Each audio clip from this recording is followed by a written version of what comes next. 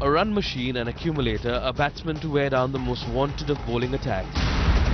Sunil Gavaskar was all of this and more. When he retired, he had over 10,000 runs under his belt, scored all over the world in varying conditions.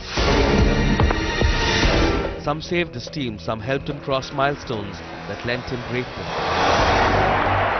He batted and played to the best of the fast bowler, all-time best fast bowler, Michael Holding, Andy Robert, Croft, you can say Marshall, you can say Imran Khan, Sarfraz, Dennis Lilly, Thompson, Rodney Haw, Croft, you can name few more, Bob Willis, John Snow.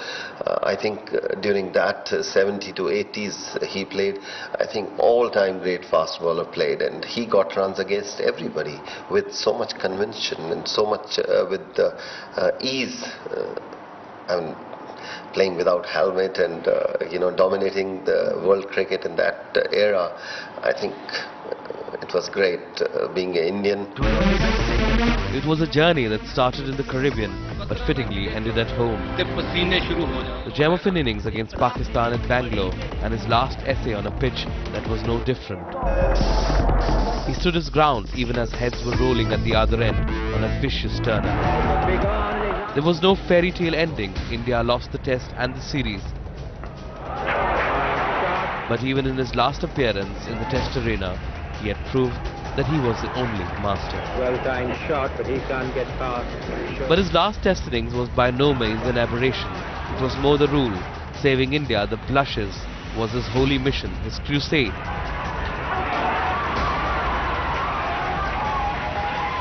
And he was successful most of the times, like he was in 1986 against Australia in Sydney. And there's only one gentleman in control out there at the moment. His 172 paving way for India's first total of over 600 runs on foreign soil. Brought up in uncharacteristic-like fashion from Gavaskar.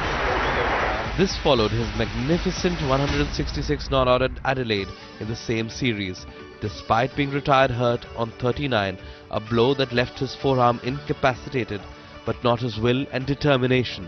His runs ensured that India wouldn't lose the plot against the Aussies. So a few stares there, Alan Border and Greg Matthews, both staring at war.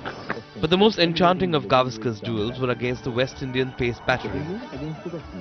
The winter of '83 saw him wield his willow like an axe. Hook and pull were the order of the day as he punished the bowlers. His 50 came in 37 balls. He went on to make 121. The 94-ball ton putting him at par with Don's 29 centuries. The Donald Bradman's record of 29 Test hundreds. On the way crossing the milestone of 8,000 Test runs. The Chennai Test of the same series saw him cross Sir Don Bradman's mark with a record of his own, 236 not out. Then the highest Test score by an Indian batsman. However, the Englishman were not to escape the fury of Sunny's wide blade. Scored his first century against England in trying conditions at Old Trafford. What a fine shot. India was 7 wickets down, but Gavaskar was not out. Partnering Abid Ali, he fought back, staying at the crease for 5 hours for his 101, which included 8 hits to the fence. The second innings was no different as he waged his war against English bowlers in the biting cold, scoring another half-century in the process. Down the wicket. Lost it in a bit. Little Master, though, saved his best for the West Indies ever since his Test debut series. He struck 2 half-centuries in his first Test and followed that up with a century in the second innings at Kensington Oval in Barbados. He held India's second innings together and scored a masterful 117. His knock was key to India salvaging a draw at the ground, the port of Spain.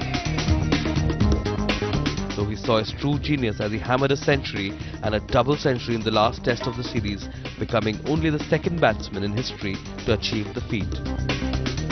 And it's no surprise that his teammates hold him in high esteem. He was a captain who never wanted to lose, you know, like he wanted to win first, then he said, all right, and if you don't win, then we have to draw the match, you know.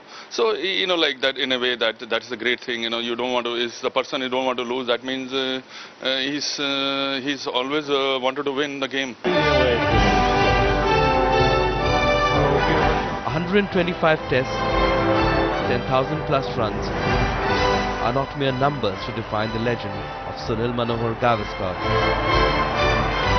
but a tribute to a man who rose above all to stamp his class and represent the aspirations of a whole generation of Indians and bring about a change in the way Indians played cricket.